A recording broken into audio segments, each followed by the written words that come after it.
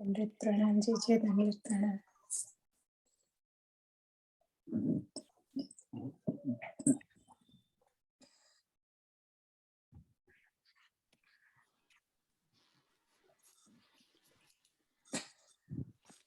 जय अपना चरणों में कोटि कोटि दंडवत प्रणाम।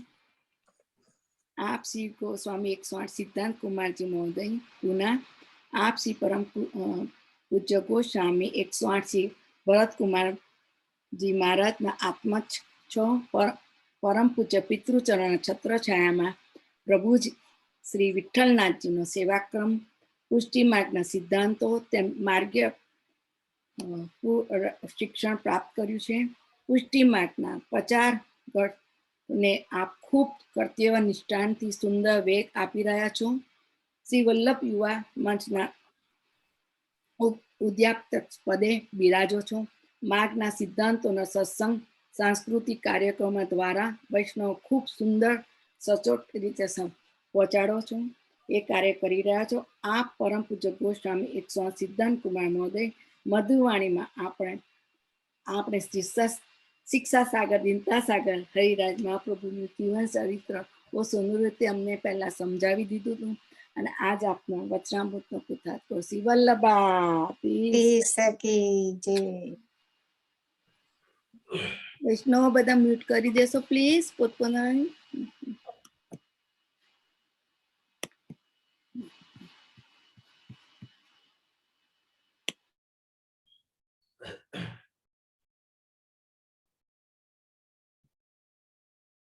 सर्वात्मना प्रपन्नानां गोपीनां पोषयन्मनः तं वन्दे विठ्ठलाधीश गौरश्याम प्रियान्वितम्। सौन्दर्यं निजगतगतं प्रकटितं स्त्रीगूढभावात्मकं पुनरूपं च पुनस्तदन्तर्गतं प्राविवेशत्स्वप्रिये संश्लिष्टा उभयोर्भवौ रसमयः कृष्णो हि यत्साक्षिकं रूपं तत्तत्यात्मकं परमविधेयं सदा वल्लभम्।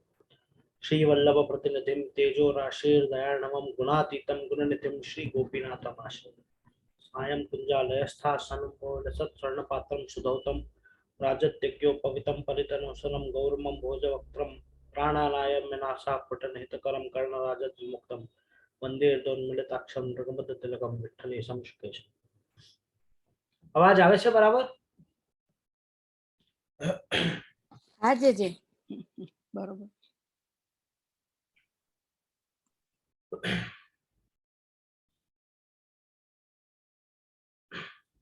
आज थोड़ा आने में 5-7 मिनट देर हुई तो उतने समय में जसवंती देवकी वाडिया ने सुंदर गान करके आप सबको सत्संग की शुरुआत करा दी है। उनका गायन बीच में ही रोकने के लिए मैं क्षमा चाहूँ और आपके गायन अपन पीछे से जरूर पूरा करेंगे। आज अपन यहाँ पे साधन दीपिका नामक एक ग्रंथ को समझने के लिए एकत्रित हुए हैं।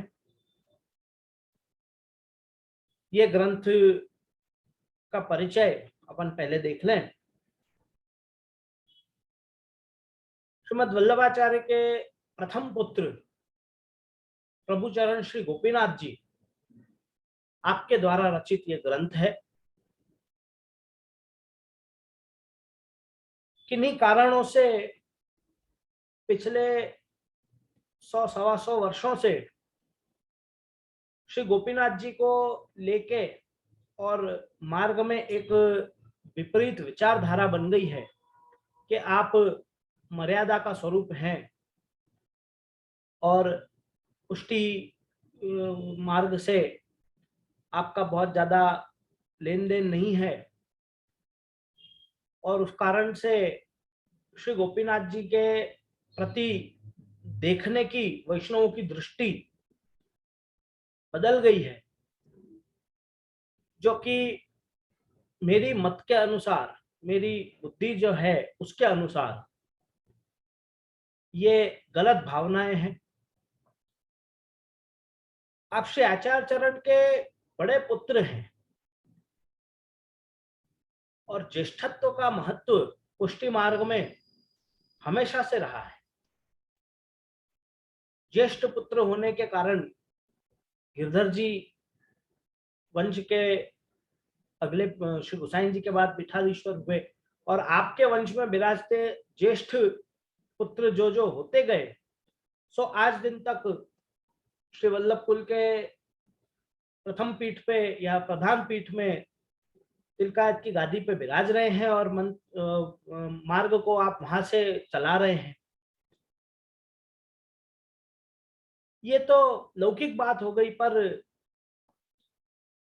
आप श्री गोपीनाथ जी का स्वरूप अपन थोड़ा सा समझ लें तो आप बलदेव स्वरूप हैं, आप शेष स्वरूप हैं। राम अवतार के काल में आप श्री लक्ष्मण जी के रूप में पधारे, कृष्ण अवतार के काल में आप बलराम जी के स्वरूप में पधारे, वल्लभाचार्य जी के समय में आप उनके बड़े पुत्र श्री गोपीनाथ जी के रूप में पधारे। तो राम अवतार की कथा या राम अवतार का चरित्र बिना लक्ष्मण जी के संभव नहीं है, कृष्ण अवतार का चरित्र बिना बलराम जी के संभव नहीं है।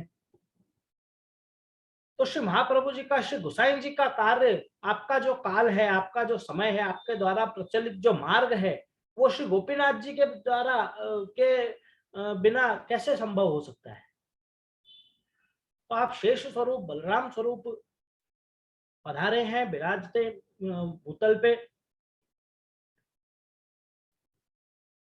और आप लीला की समग्र सामग्री सिद्ध करने में, कृष्ण अवतार में श्री बलराम जी का भी कार्य यही था कि आप लीला की समग्र सामग्री जो भी प्रभु को लगे वो सब आप तैयार करके दें। उसी प्रकार से गोपीनाथ जी का भी महत्व अपने मार्ग में, अगर श्री आचार्य चरण और श्री गोसाई जी से अधिक नहीं है तो उनसे कम भी नहीं है।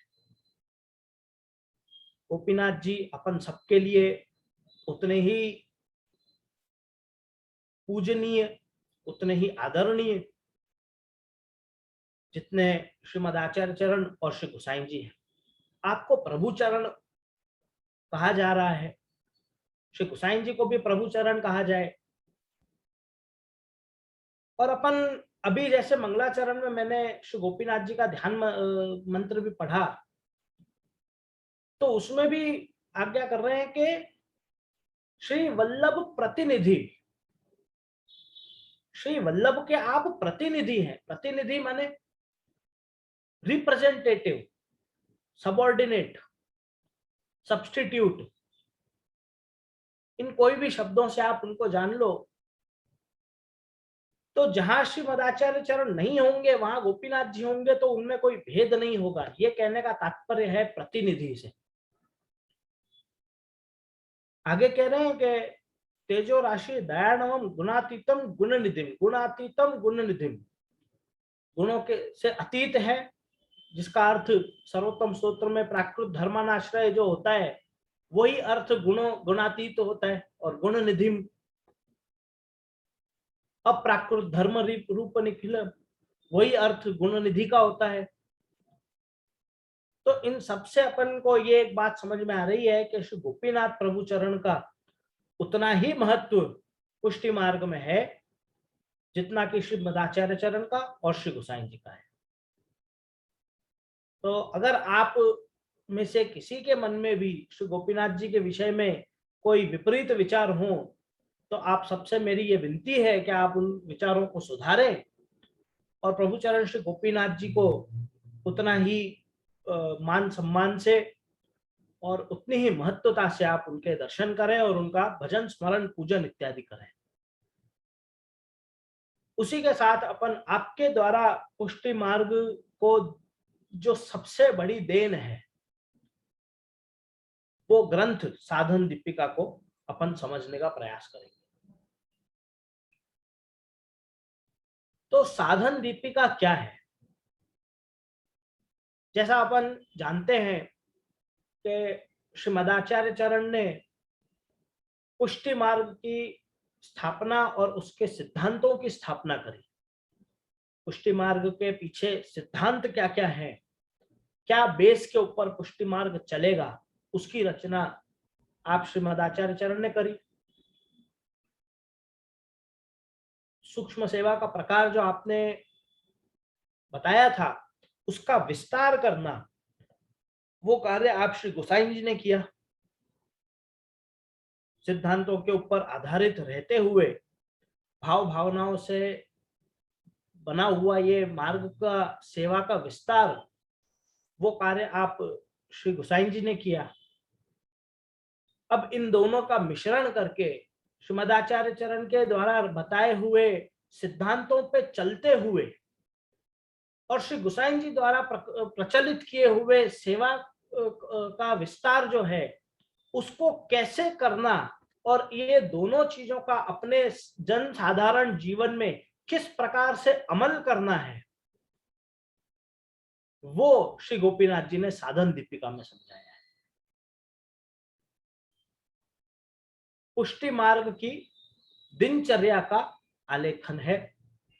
पुष्टि जीव वैष्णवों को किस प्रकार से अपना दिनचर्या बितानी चाहिए, अपना जीवन किस प्रकार से जीना चाहिए, डे टू डे लाइफ में आपको क्या क्या करना चाहिए, उसका सूक्ष्म विचार आपने साधन दीपिका में किया है।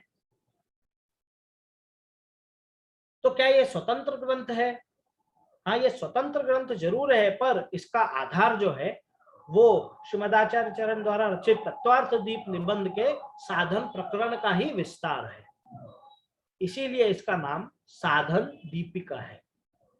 दीपिका माने दीपक।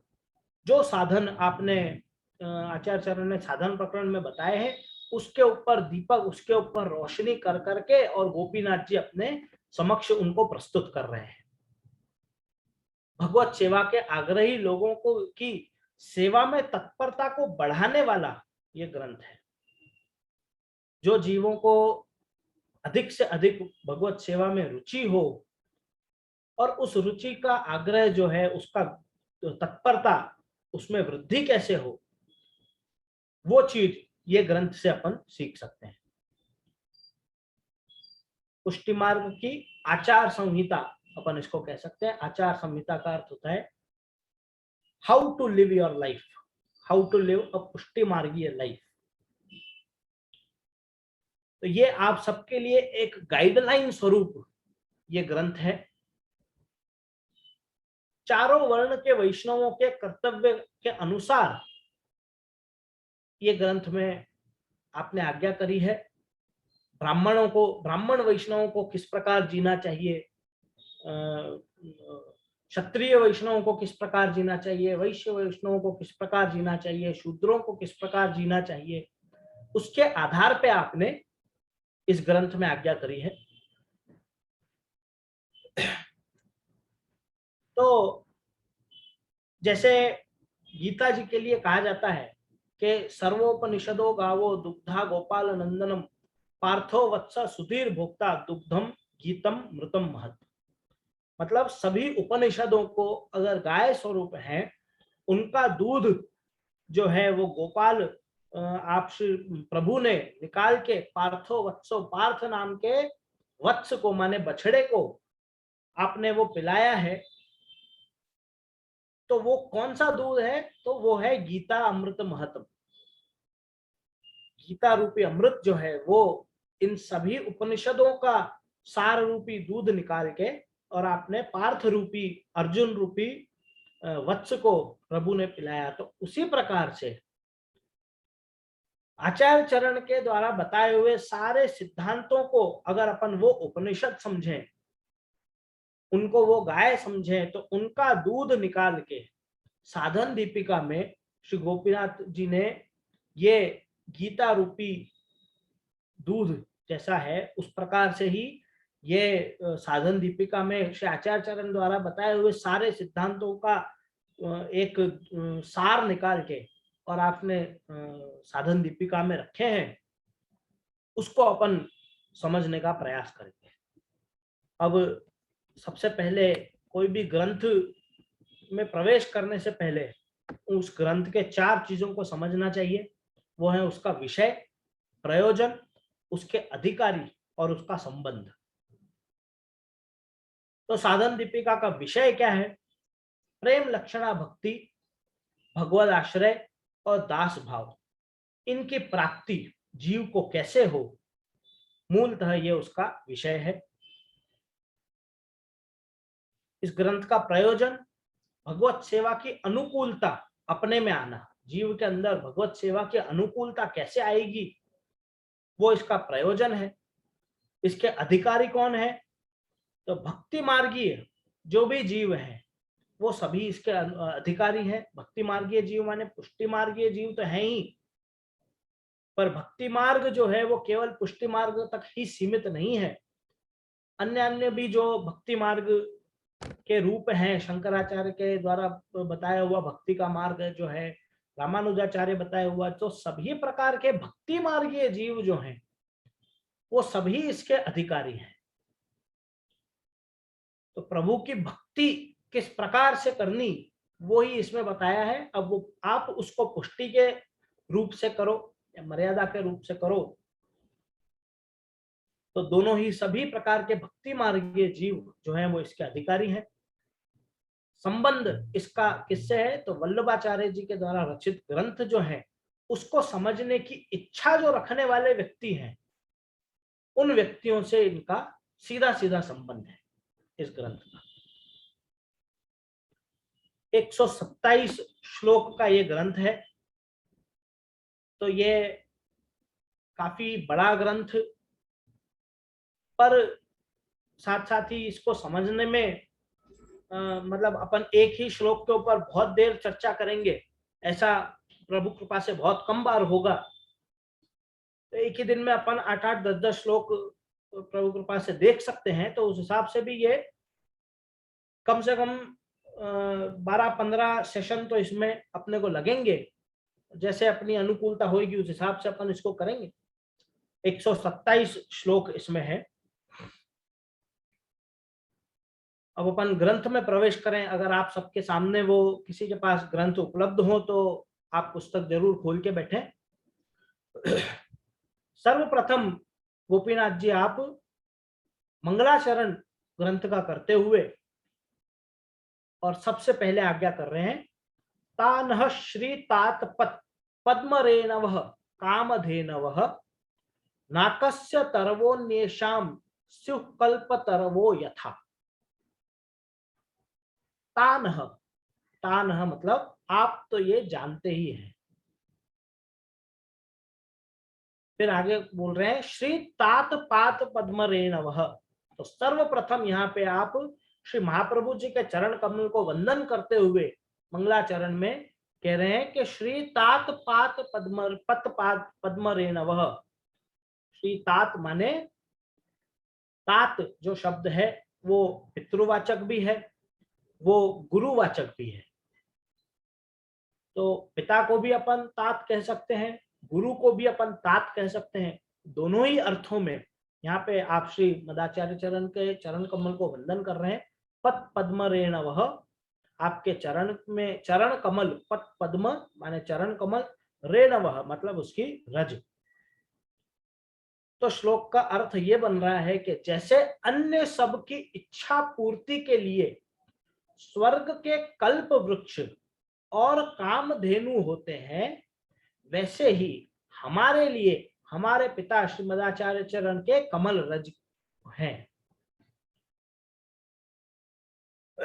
कामधेनवः नाकस्य तरवोन्येषां, नाकस्य माने स्वर्ग का, तरवोन्येषां जो वृक्ष है, कौन से वृक्ष? कल्पतरु वृक्ष और कामधेनु वृक्ष।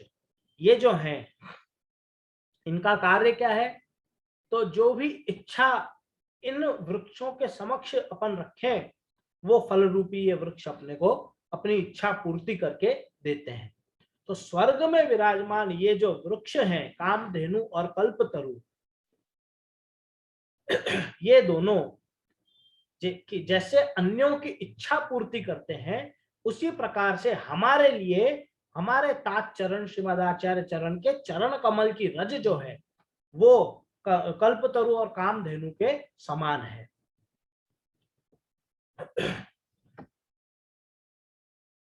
यहाँ कामधेनु में वात्सल्य भाव भी आ रहा है। तो ये कल्पतरु और कामधेनु में जो भिन्नता आ रही है वो ये है कि कल्पतरु कल्प वृक्ष जो है वो केवल इच्छा पूर्ति करे और कामधेनु जो है उसको वात्सल्य भी होए। वो इच्छा पूर्ति तो करे ही है पर उसको वात्सल्य भी होए। तो उसी प्रकार से महाप्रभु जी को जो गोपीनाथ जी के ऊपर अपने पुत्र के ऊपर जैसा वात्सल्य है उसको भी यहाँ पे संबोधित करते हुए आप बता रहे हैं कि कामधेनु। प्रथम पद में, प्रथम श्लोक में गोपीनाथ जी ने श्रीमद आचार्य चरण के चरण कमल की रज को वंदन, महाप्रभु जी को वंदन कराए।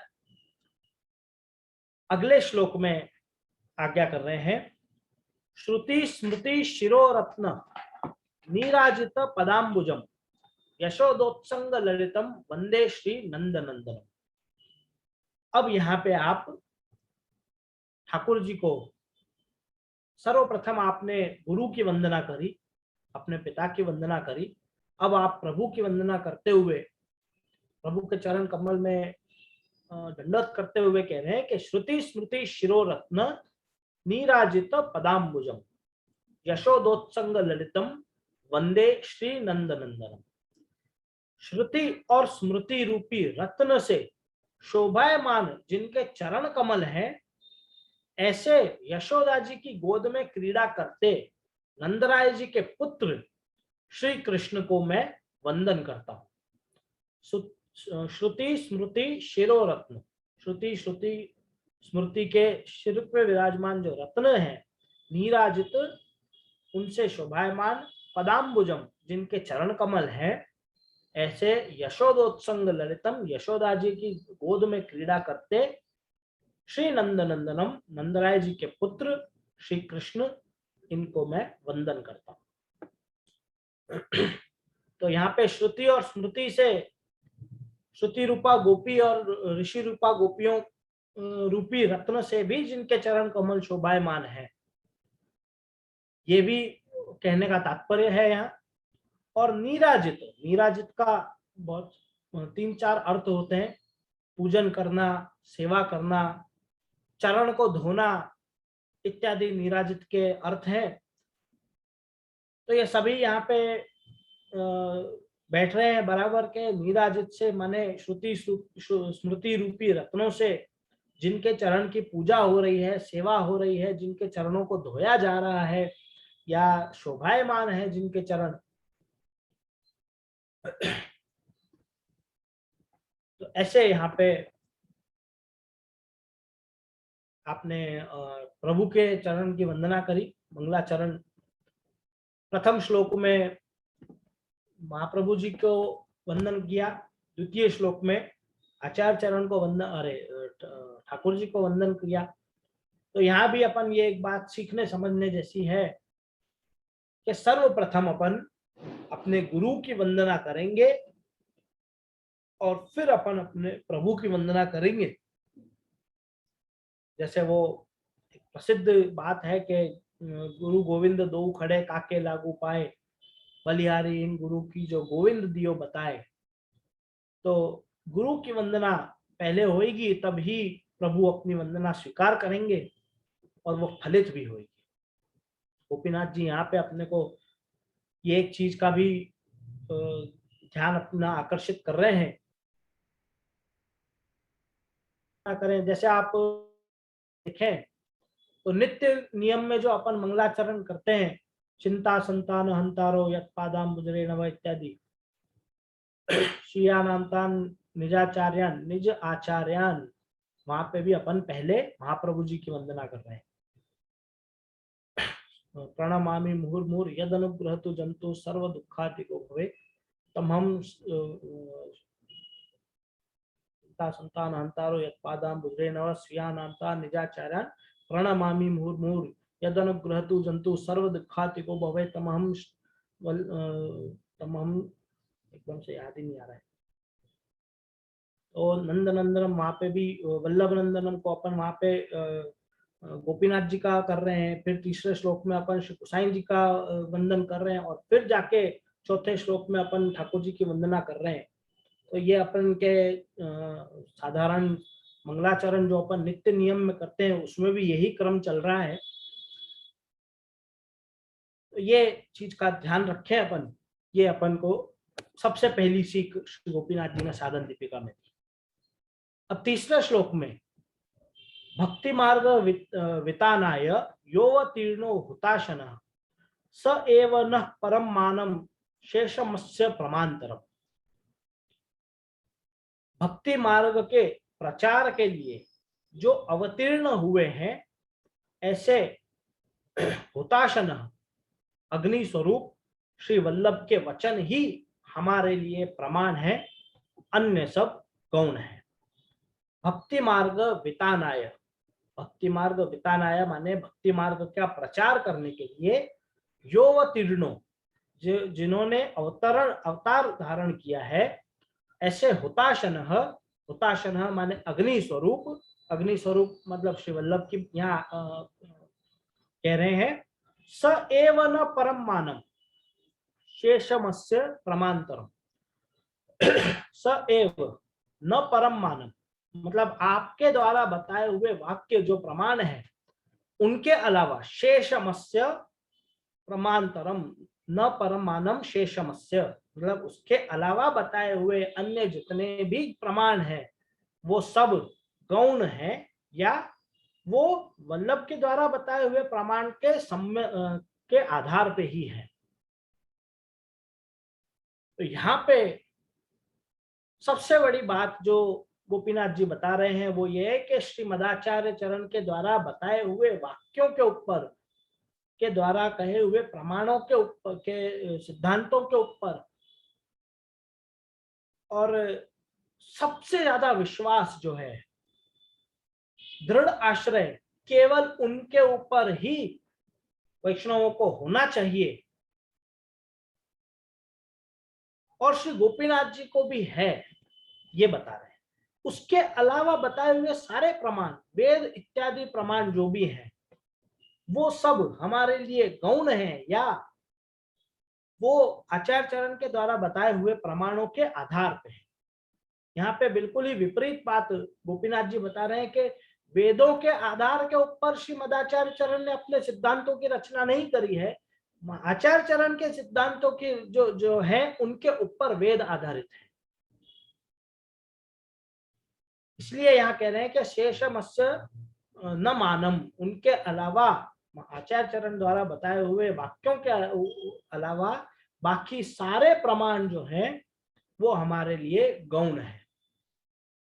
इतना अटूट विश्वास जो है एक जीव को अपने गुरु के बताए हुए वाक्य पे, आचार्य चरण के बताए हुए वाक्यों पे होना चाहिए। तो वेद इत्यादि भी प्रमाण इसलिए है क्योंकि श्री आचार्य चरण ने उनको प्रमाण रूप माना है। अगर महाप्रभु जी आप इन वेद शास्त्र पुराण इत्यादियों को प्रमाण नहीं मानते तो ये अपने लिए प्रमाण रूपी नहीं होते। ये यहाँ पे आप बता रहे हैं।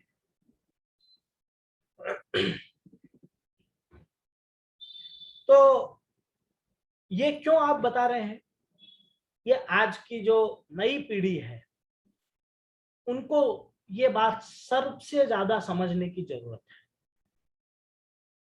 जैसे आज की पीढ़ी सबसे ज्यादा सवाल करती है क्यों, वाई, हम ऐसा क्यों करें, उसका सीधा सीधा जवाब यहाँ पे श्री गोपीनाथ जी दे रहे हैं क्योंकि महाप्रभु जी ने ऐसी आज्ञा करी है, बस। उसको कोई आर्ग्यूमेंट नहीं है। आपको रीजनिंग चाहिए, सब प्रकार की रीजनिंग अवश्य मिल जाएगी। कोई चीज भी बिना कारण अपने मार्ग में नहीं है। श्री महाप्रभु जी के सिद्धांतों के पीछे कोई लॉजिक या साइंस नहीं है, ऐसी बात भी नहीं है। सब प्रकार की रीजनिंग आपको मिल जाएगी, पर सबसे बड़ी बात उन सब के पीछे ये होनी चाहिए कि श्री महाप्रभु जी की ऐसी आज्ञा है इसलिए ऐसा करना है। ये चीज ये तीसरे श्लोक से श्री गोपीनाथ जी अपने को बता रहे हैं। मेरे काका जी आप लगते हैं वापी विराजमान गोस्वामी 108 श्री गोविंद राय जी, आप मेरे काका लगते हैं और खूब स्नेह भरा हमारा आपस में संबंध है। आपकी मेरे ऊपर कृपा भी बहुत है। आपके वचनामृतों में मैंने एक बात सुनी थी, वो चीज मैं यहाँ पे कोट करना चाहूंगा। वो आप आज्ञा करते हैं कि when there is reasoning due to faith, it is religion. When there is reasoning due to faith, it is religion. And when there is faith due to reasoning, it is science.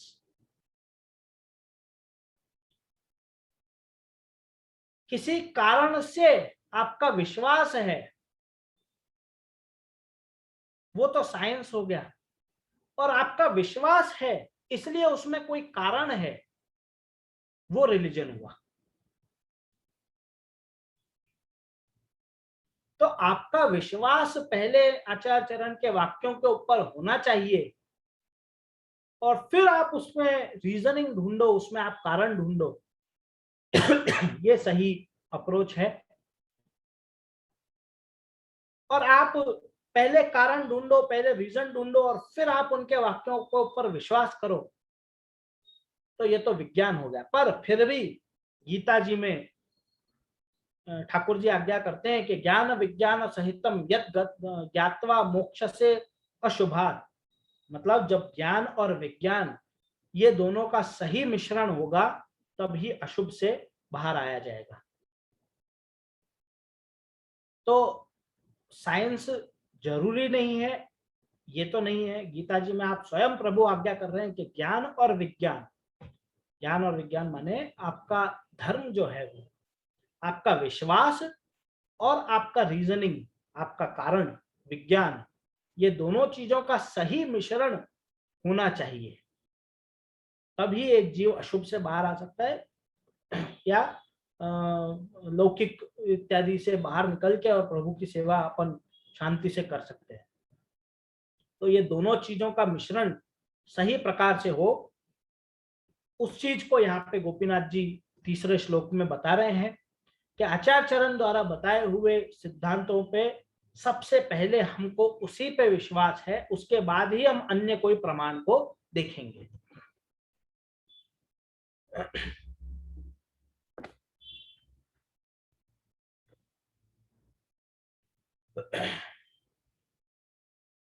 हाँ, वो ध्यान आ गया।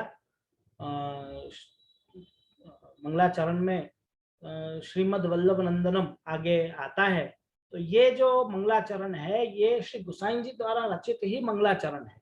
आपने जब टिप्पणी जी की मंगलाचरण किया, उसमें आपने दूसरा श्लोक जो मंगलाचरण का आता है, तो ये पूरा मंगलाचरण कोई एक ही रचना नहीं है, वो अलग अलग जगह से उठाए हुए मंगलाचरण है। तो श्रीमद वल्लभ नंदनम जो आप गोसाई जी अगर मंगलाचरण में आज्ञा कर रहे हैं कि श्रीमद वल्लभ नंदनम, तो आप स्वयं के लिए तो करेंगे नहीं। तो सीधी सी बात है कि वहां पे वल्लभ नंदनम आप श्री गोपीनाथ जी को ही बता रहे हैं। तो पहले श्लोक में निजाचार्यन मतलब अपन ने महाप्रभु जी को वंदन किया, दूसरे श्लोक में वल्लभ नंदनम अपन ने गोपीनाथ जी को वंदन किया। अज्ञान तिमिरांधस्य ज्ञानांजन शलाकया चक्षुरुन्मिलितं येन तस्मै श्री गुरुवे नमः। यहाँ पे अपन गुरुवे नमः, अपने गुरु को तो वंदन कर ही रहे हैं, पर सबसे पहले आप देखो अज्ञान तिमिरांधस्य, अज्ञान को तिमिर अंधकार से बाहर निकालने वाला, उसका अर्थ क्या होता है? विट्ठल। विट्ठल मतलब शून्य जिनका ज्ञान है, उसको ज्ञान देने वाले वो विट्ठल। तो यहाँ पे अपन श्री गोसाई जी का वंदन कर रहे हैं, और तस्मै श्री गुरुवे नमः अपन अपने गुरु का भी वंदन कर रहे हैं। फिर अपन चौथे में कह रहे हैं कि नमामि हृदय शेषे लीलाक्षीराब्दिशयनम, वहां पे अपन ठाकुर जी का वंदन कर रहे हैं। तो सबसे पहले महाप्रभु जी का, फिर गोपीनाथ जी का, फिर गोसाई जी का, अपने गुरुदेव का, और फिर अपन ठाकुर जी की वंदना मंगलाचरण में भी इसी प्रकार से करते हैं। कभी कभी एकदम से बात करते करते रोज बोलने वाले श्लोक भी एकदम से ध्यान में नहीं आते, तो फिर एक पीछे से ध्यान आई। तो इस प्रकार से पहले अपन नित्य नियम में भी अपने सांप्रदायिक जितने भी गुरु हैं, आचार्य चरण से लेके आपको दीक्षा देने वाले गुरु तक को अपन नमन करके फिर अपन ठाकुर जी को नमन करें। सेवा में जाने के लिए भी इसी प्रकार से अपने यहाँ का क्रम है। आप देखें तो श्री जी से लेके और अन्य बालकों के सभी घरों में गादी जी में जो है ठाकुर जी के ताला मंगल होने के बाद में झुमका जी गादी जी में पधारते हैं और वहां से गादी जी के दंडोत करके, गादी जी माने अब वहां पे आप महाप्रभु जी की गादी विराज रही हो, गादीपति की गादी विराज रही हो, या बैठा जैसे अपने विठलनाथ जी के द्वितीय निधि विठलनाथ जी के घर नाथद्वारा में हरिराय जी की बैठक आप स्वयं विराज रही है, तो वहां पे कहीं पे भी पहले गादी जी में दंडोत होते हैं, फिर बालक जो है वो सेवा में प्रवेश करते हैं। उसी प्रकार से आप सब वैष्णवों को भी आपके घर में अगर आपके गुरु के चित्र विराज रहे हो तो वहां दंडोत करके, नहीं भी विराज रहे हो तो हृदय से अपने मन से अपने गुरु को दंडोत करके आपकी आज्ञा लेके और फिर आपको नित्य आपकी घर के सेवा में भी पहुंचना चाहिए। ये एक अपने यहाँ का विवेक है। क्यों? तो सेवा आप और हम नहीं कर रहे हैं, सेवा तो पलंगड़ी वाले जो हैं वो ही कर रहे हैं। पलंगड़ी वाले का तो यही है कि महाप्रभु जी, गोसाई जी और 7 बालक जो हैं, आप ही गोपीनाथ जी, पुरुषोत्तम जी, आप ही सब सेवा कर रहे हैं, अपन तो खाली हाथ पवित्र कर रहे हैं। यही उसके पीछे की भावना रहती है। इसीलिए अपन कानी भी जो देते हैं भोग धरने के बाद, उसमें भी अपन गोपी जनों की और अपने गुरुदेव की कानी देते हैं, महाप्रभु जी गोसाई जी की कानी दें। तो ये सब चीजों का विवेक जो है, इन सब विवेकों से ही जीव के अंदर दीनता बनी रहती है। इस कारण से ये सारे विवेक बताए हुए हैं। वापिस विषय पे आते हुए चतुर्थ श्लोक में तो ये पहले 4 श्लोक में तो आपने मंगलाचरण किया 3 श्लोक में, और अब चौथे श्लोक में आप मंगलाचरण करके और अब इस ग्रंथ में प्रवेश कर रहे हैं, या ये ग्रंथ का विषय बता रहे हैं। चौथे श्लोक में आप आज्ञा कर रहे हैं कि वेदत्रयी शिरोभाग सूत्र व्याख्यान सम्मताम भक्ति शास्त्रानुसारेण कुर्वे साधन दीपिका। तीनों वेद के शिरोभाग रूपी सूत्र के ऊपर श्री आचार्य चरण द्वारा रचित जो भाष्य है, उसके अनुसार, भक्ति शास्त्र के अनुसार मैं साधन दीपिका की रचना कर रहा हूं। वेदत्रयी शिरोभाग, वेदत्रयी, अब यहाँ पे वेद 3 क्यों कहे? अपन तो 4 वेद जानते हैं, तो यहाँ 3 क्यों कहे वेद? वेदत्रयी कहने का अर्थ है चारों वेदों में कहे गए जो 3 प्रकार के कांड हैं, कर्मकांड, उपासना कांड और ज्ञान कांड, चारों वेदों में इन 3 कांडों की ही बातें हैं। कर्म कांड बताए हैं, उपासना कांड बताए हैं और ज्ञान कांड बताया है। कर्म कांड माने होम हवन इत्यादि कैसे करने, वो बताया। उपासना माने भक्ति कैसे करनी, उपासना पूजन कैसे करना, वो बताया। और ज्ञान कांड में ज्ञान बताया कि जीव क्या है, ब्रह्म क्या है, संसार क्या है इत्यादि की बातें ज्ञान कांड में है। तो ये चारों वेदों में मिला के और ये 3 ही प्रकार की बातें कही हैं। इसलिए ये तीनों को, ये 3 कांडों को बताते हुए यहाँ पे वेदत्रयी कह रहे हैं। वेदत्रयी शिरोभाग, वेदों का शिरोभाग माने वेदांत, वेद का शिरोभाग माने उसका जो वेदांत का जो भाग है वो, तो वेद में बताए हुए शिरोभाग, वेदत्रयी शिरोभाग सूत्र, उन वेदांतों को समझाते हुए व्यास जी ने जो सूत्रों की रचना करी है वो ब्रह्म सूत्र कहे जाए हैं। तो यहाँ पे सूत्र से बता रहे हैं कि वो सूत्र ब्रह्म सूत्र, वेदत्रयी के शिरोभाग के ऊपर बताए हुए सूत्र, उसमें किया हुआ व्याख्यान, मतलब महाप्रभु जी ने जो इन सूत्रों के ऊपर जो व्याख्यान किया है, मतलब अणुभाष्य, तो महाप्रभु जी द्वारा रचित जो अणुभाष्य है वो ये ब्रह्म सूत्र के ऊपर किया हुआ आपका व्याख्यान है।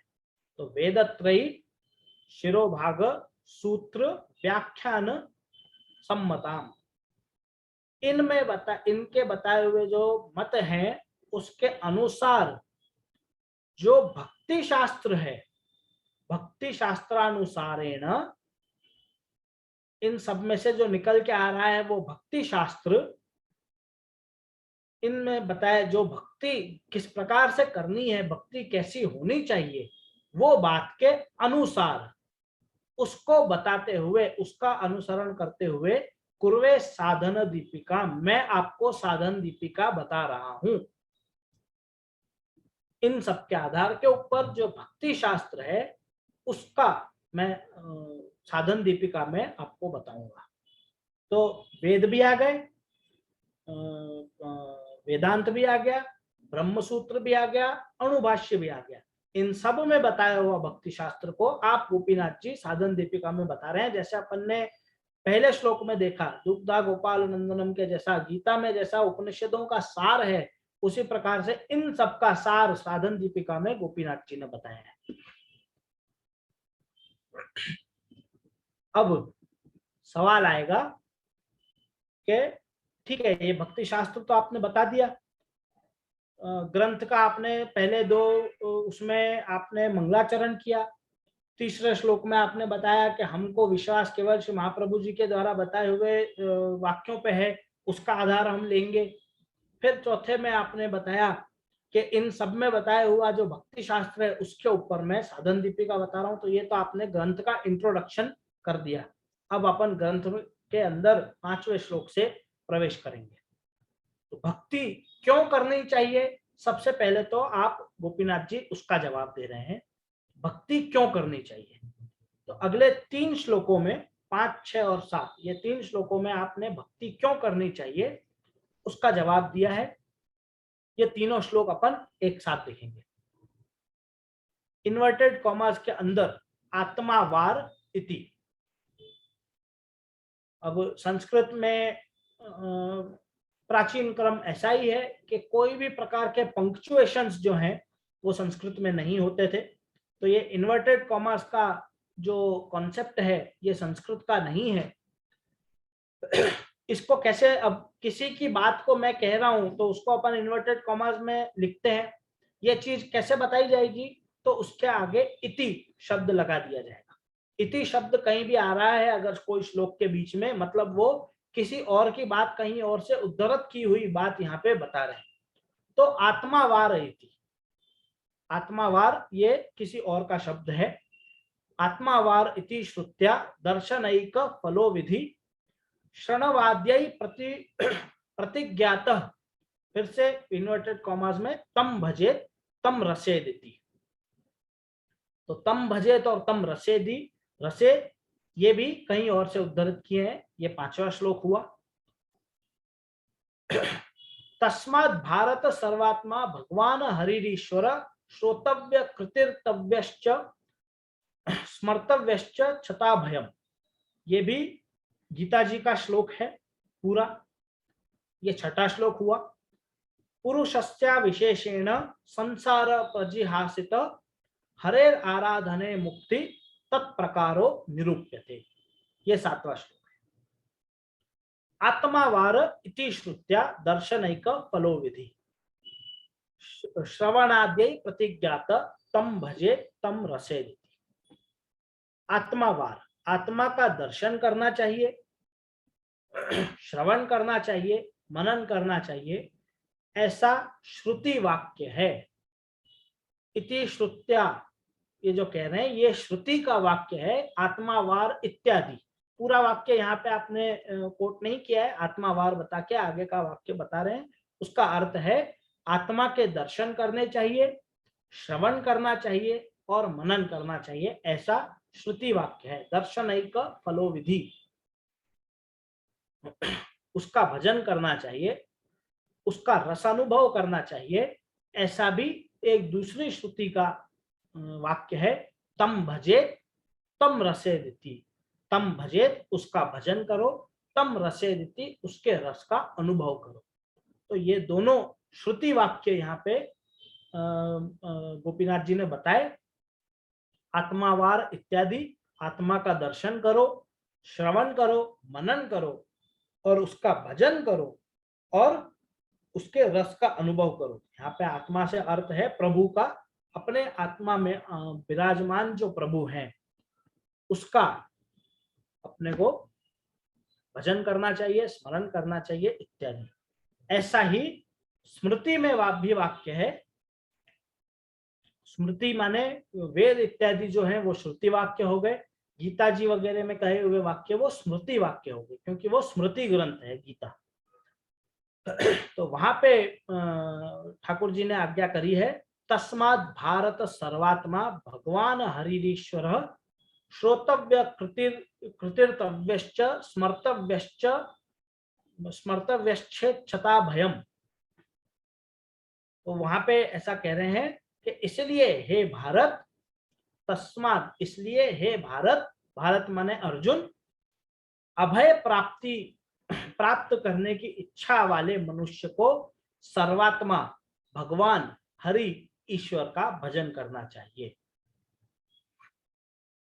सर्वात्मा भगवान हरि ईश्वर, सर्वात्मा का, भगवान का, हरि का और ईश्वर का भजन करना चाहिए।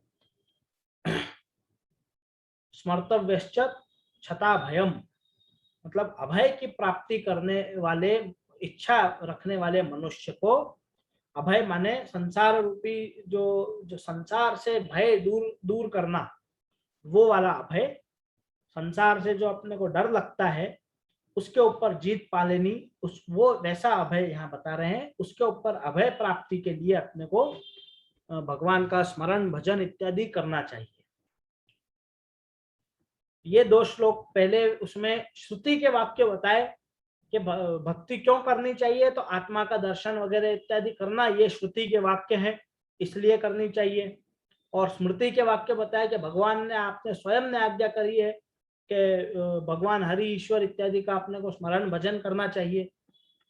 अब 7वें श्लोक में कह रहे हैं, पुरुषस्य विशेषेण संसार प्रजिहासत हरे आराधने मुक्ति तत्प्रकारो निरूप्यते। तत्प्रकारो निरूप्यते, वो प्रकार अब मैं बता रहा हूं।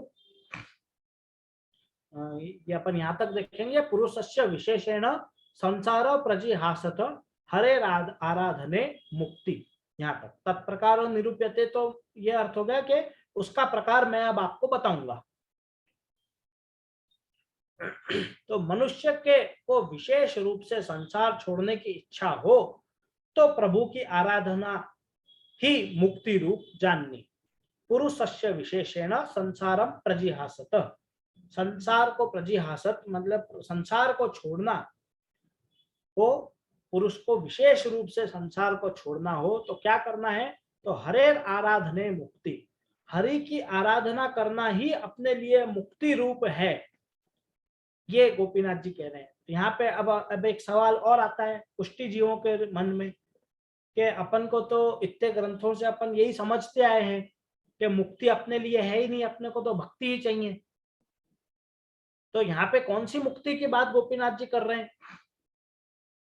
तो केवल भगवान में लीन हो जाना या वो संसार को छोड़ देना वो ही एक मुक्ति नहीं है।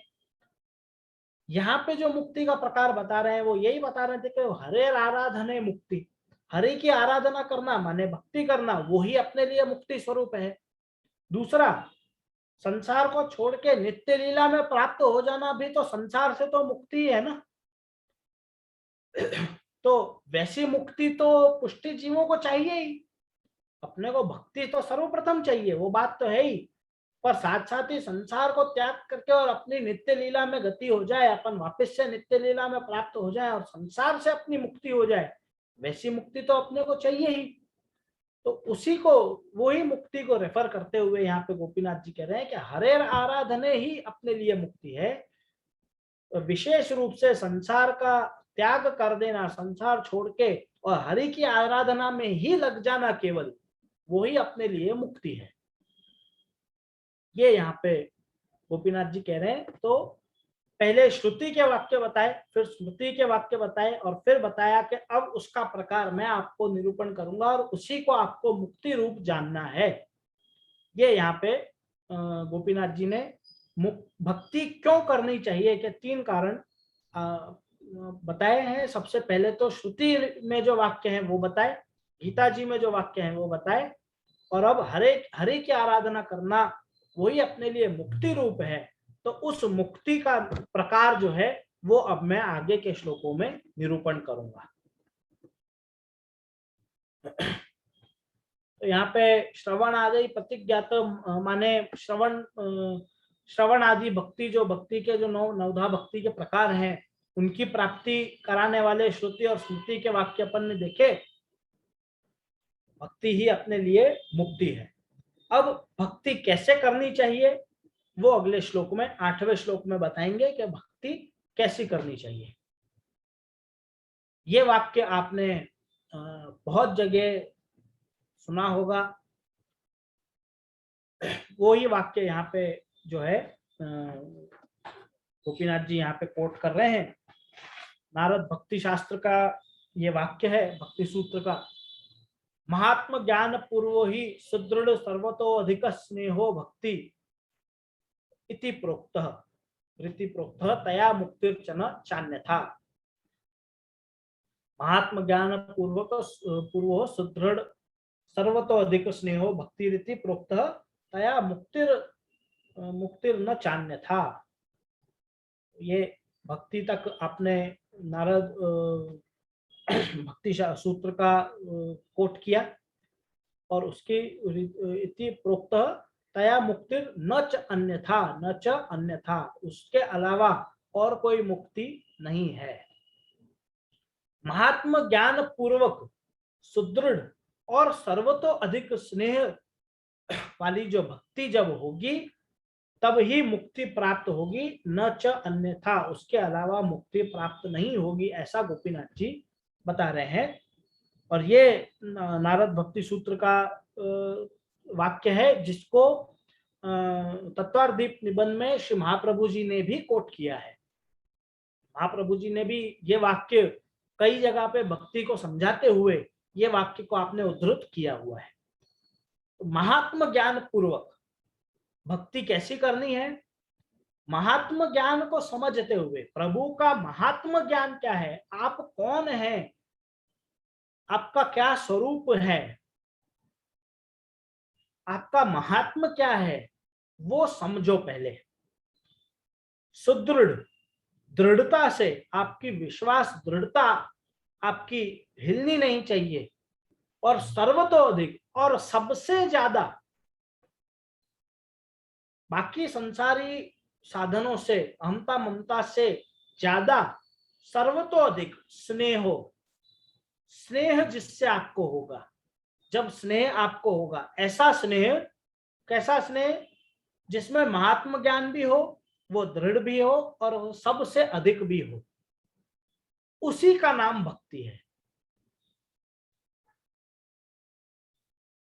तो प्रभु की भक्ति अपने को महात्म ज्ञान पूर्वक सुदृढ़ और सर्वतो अधिक स्नेह करनी है, वही भक्ति कहलाएगी। उसके अलावा की अगर आप बिना महात्म ज्ञान की भक्ति कर रहे हो, बिना दृढ़ता की भक्ति कर रहे हो, सर्वतो अधिक स्नेह नहीं है आपका, ऐसी आप भक्ति कर रहे हो, तो उससे आपको ये ऊपर जो बताई हुई मुक्ति है, वो मुक्ति आपको प्राप्त नहीं होगी।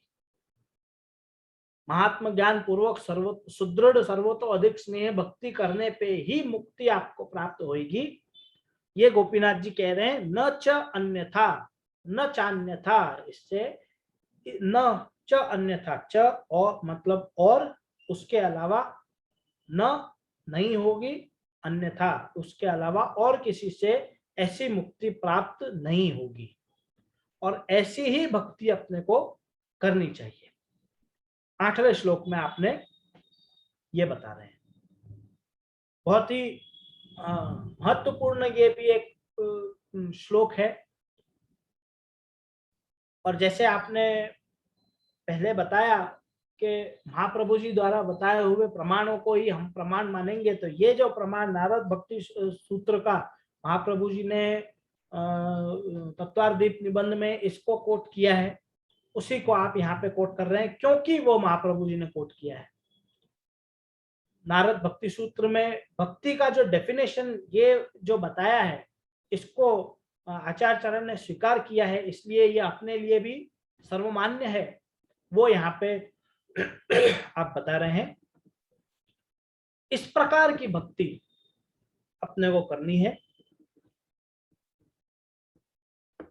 अगले श्लोक में कह रहे हैं, महात्म ज्ञापनायैव श्रवणम गुण कर्मणाम शास्त्राणाम योगत्र तत्राकांक्षा गुरोर भवेत्। प्रभु का ही महात्म्य समझना है। महात्म ज्ञापनायैव, महात्म ज्ञापन करना है। श्रवणम गुण कर्मणाम, आपका ही गुण और कर्म जो है उसका हमको श्रवण करना है, और उसके लिए शास्त्राणाम उपयोगत्र, शास्त्र ही उसके लिए उपयोगी है। शास्त्र जब तक हम नहीं देखेंगे तब तक हम उस चीज को नहीं समझ पाएंगे। और तत्राकांक्षाम गुरोर भवेत्, और उसकी आकांक्षा, शास्त्र को समझने की आकांक्षा रखने वाले को गुरु के पास जाना ही पड़ेगा। गुरु तत्राकांक्षाम गुरोर भवेत्। तो ऊपर बता दिया कि भक्ति कैसी करनी है। अब वो भक्ति करने, महात्म ज्ञान समझना है। उसमें सबसे पहले देखो, सुदृढ़ प्रभु कृपा से अपनी दृढ़ता धीरे धीरे आ जाएगी। सर्वतो अधिक स्नेह भी प्रभु कृपा से अपने को धीरे धीरे हो जाएगा। अब बचा क्या? महात्म ज्ञान। अब महात्म ज्ञान आप कैसे समझोगे? तो महात्म ज्ञान समझने के लिए आपको सबसे पहले तो वो जो जिसका महात्म ज्ञान आपको समझना है, उसके आपको गुण और कर्म ये जो है वो आपको सुनने पड़ेंगे, समझने पड़ेंगे। इसलिए यहाँ बता रहे हैं कि महात्म ज्ञापना यही वो गुण कर्मणाम श्रवणम। उनका गुण और कर्म, जब तक ठाकुर जी के क्या क्या गुण हैं और आपके क्या क्या कर्म, आपने भूतल पे विराजमान क्या क्या कर्म आपने किए हैं, या अन्य भी जो आपके कर्म हैं, आप क्या करते हैं, जब तक हम वो नहीं जानेंगे तब तक हम उनका महत्व नहीं समझ पाएंगे। आपका महात्म ज्ञान हमको नहीं होगा। तो अपने को क्या करना है कि प्रभु का महात्म ज्ञान समझना है। कैसे समझना है? गुण और कर्म का श्रवण करके। वो अपन कैसे करेंगे? वो अपने को कहाँ मिलेंगे? तो वो आपको मिलेंगे शास्त्रों में।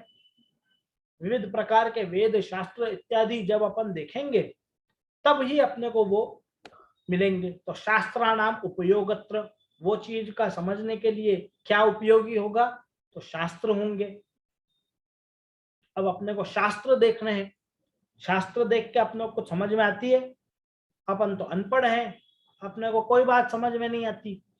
खाली शास्त्र उठा के देख लेंगे तो उसके लिए क्या जरूरी है? तत्राकांक्षाम गुरोर भवेत्।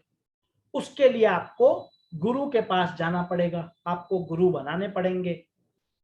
गुरु के पास जब आप बैठ के इन शास्त्रों को समझोगे तभी आप समझ पाओगे।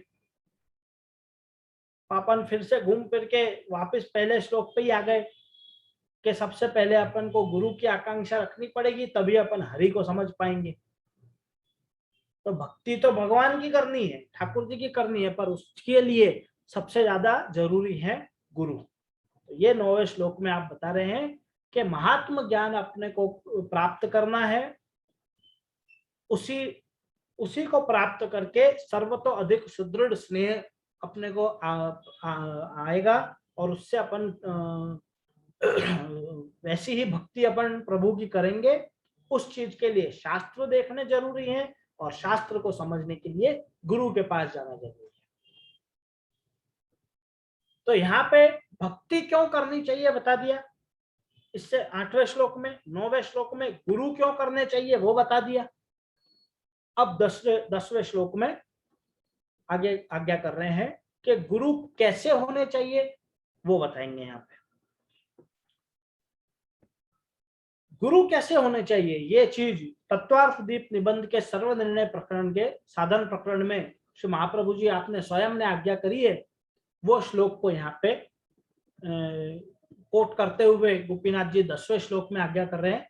कृष्ण सेवा परम वीक्ष्य दम्बादि रहितम नरम श्री भागवत तत्वज्ञम भजेत जिज्ञासुरादरात्।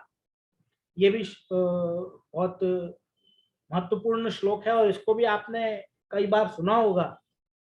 तो गुरु कैसा होना चाहिए, किस व्यक्ति को आप गुरु बनाओगे, ये चीज श्री महाप्रभु जी ने अपने को तत्वार्थ दीप निबंध में बताई है और उसी को कोट करते हुए यहाँ पे श्री गोपीनाथ जी बता रहे हैं। तो गुरु कैसा, सबसे पहला गुण देखो, और यहाँ पे वीक्ष शब्द रखा है। वीक्ष माने आप अपनी आंखों से इस चीज को देखो।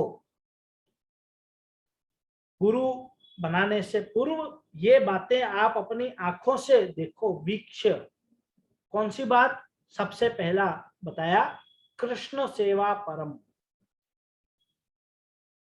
कृष्ण की सेवा में परम हो, जो ठाकुर जी की सेवा करता हो और उसमें परम हो, उसमें उसी में लगा हुआ रहे। कृष्ण सेवा परम, सबसे पहला गुण गुरु का होना चाहिए कि वो ठाकुर जी की सेवा करता हो। दूसरा गुण दम्भ आदि रहितम, दम्भ आदि से रहित, मतलब महाप्रभु जी यहाँ बता रहे हैं कि सबसे ज्यादा अगर आपको किसी से दूर रहना है तो वो ढोंगियों से, दम्भ करने वालों से, दिखावा करने वाले लोगों से आपको सबसे पहले दूर रहना है। दम्भ करने वाला व्यक्ति वो श्री महाप्रभु जी को बिल्कुल भी पसंद नहीं है।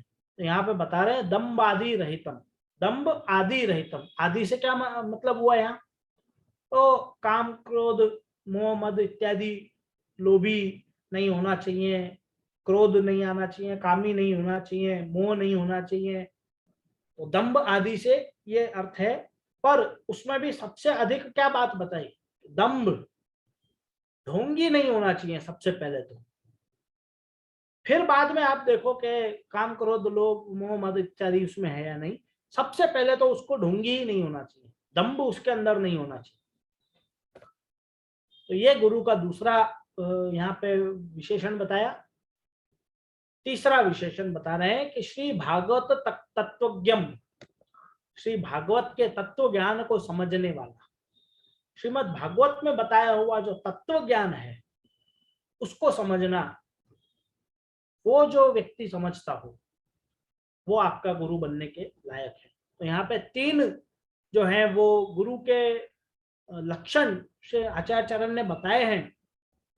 कृष्ण सेवा परम, दम्भादि रहितम और श्री भागवत तत्वज्ञम। ऐसे को भजे जिज्ञासु राधरात, ऐसे का भजन जिज्ञासु जो लोग हैं वो करें। देखो तीन गुण तो यहाँ पे गुरु के बता दिए और शिष्य का भी एक गुण बहुत महत्वपूर्ण है यहाँ पे आचार्य चरण ने बताया कि जिज्ञासु होना चाहिए व्यक्ति। शिष्य कैसा होना चाहिए, जिज्ञासु होना चाहिए। कोई चीज जानने की, समझने की, सीखने की जिज्ञासा उसमें होनी चाहिए। गुरु की परीक्षा करने की जिज्ञासा नहीं होनी चाहिए। शिष्य को गुरु की परीक्षा लेना वो उसका कार्य नहीं होना चाहिए। सीखने समझने की जिज्ञासा शिष्य के अंदर होनी चाहिए। ये भी चीज यहाँ पे जिज्ञासु जो लोग हैं वो ही ऐसे लोगों का भजन करें। भजन करें माने ऐसे लोगों को वो अपना गुरु बनावे। ये यहाँ पे आचार्य चरण कहना चाह रहे हैं और उसी को यहाँ पे गोपीनाथ जी ने कोट किया है।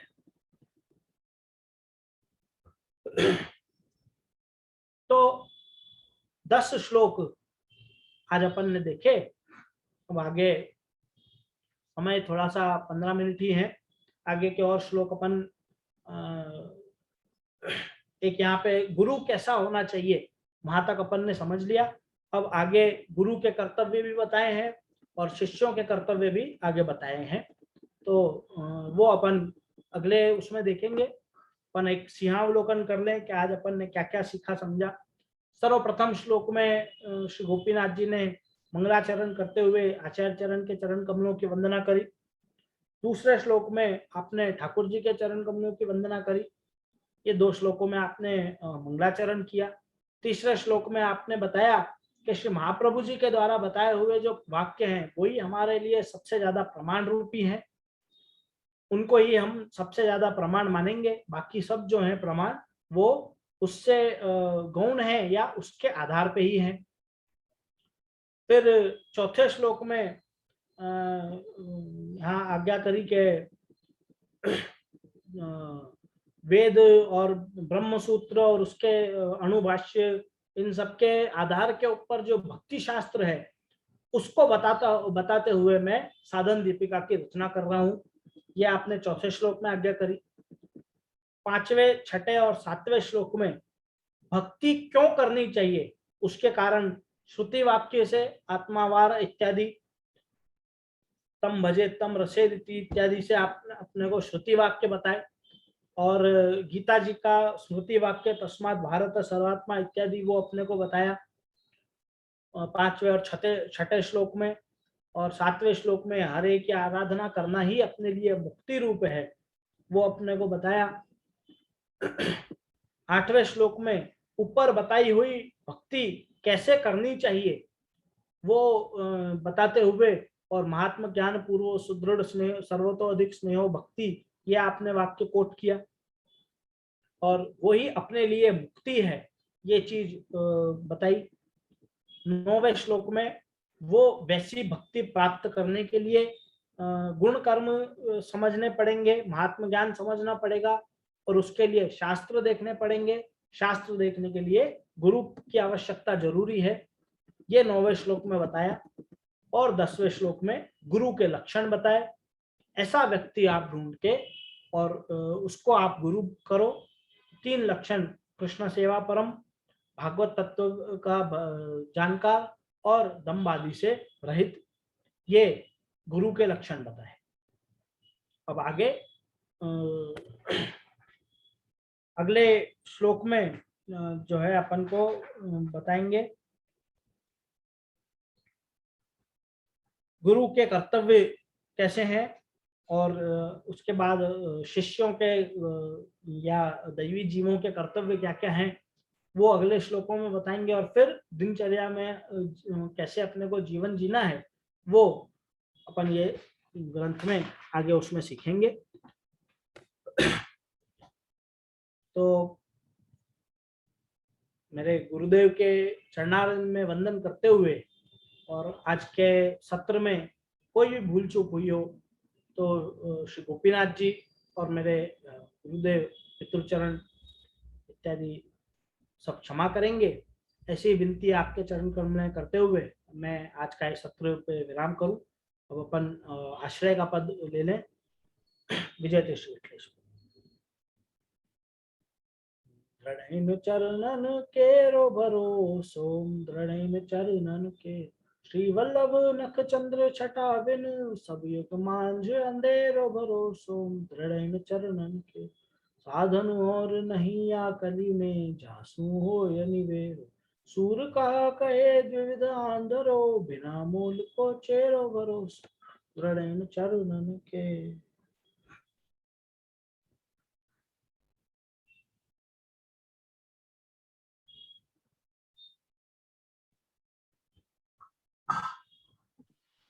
જય જય શ્રી આપના ચરણોમાં કોટી કોટી બને પ્રણામ।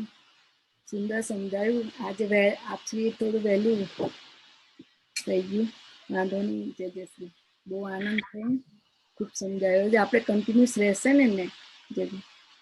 હા, આપણે આ જેમ સમયની અનુકૂળતા હશે એ હિસાબે આપણે આ ગ્રંથ પ્રભુ કૃપાથી પૂરો કરશું જ।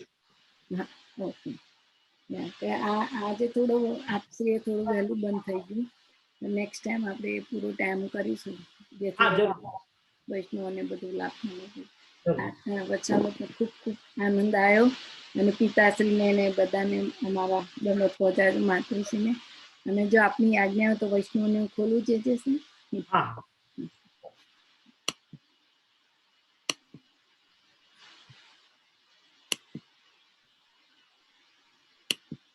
વૈષ્ણવ અનમ્યુટ કરો ને।